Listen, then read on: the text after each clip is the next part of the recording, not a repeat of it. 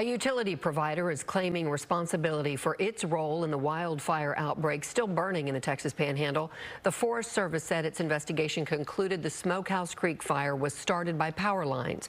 The governor also said that flags should be flown at half staff after the death of a Texas fire chief.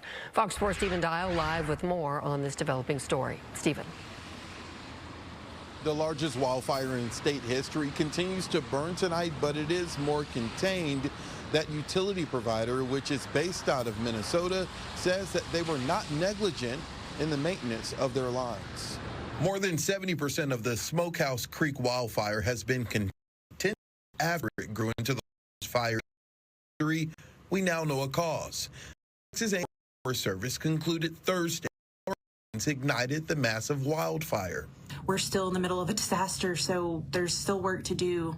Hutchinson County, northeast of Amarillo, is hard hit. Last week, 2 fire-related deaths were confirmed, and this small town of Fritch announced the death of its volunteer fire chief.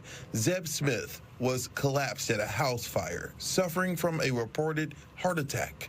Hutchinson County Emergency Management has given daily wildfire updates on Facebook with an even more somber tone on Wednesday. Just to keep your thoughts, your prayers with family, with his first responder family.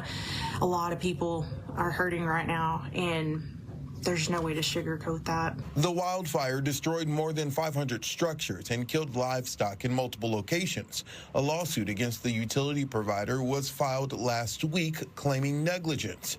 Xcel has refuted those claims. As people in the area continue to deal with the heartbreak and loss of property, officials are cautioning residents to avoid moving too quickly with damage recovery. Right now, it's still too soon to actually start offloading your debris. You may think those ashes are cool, but they are not.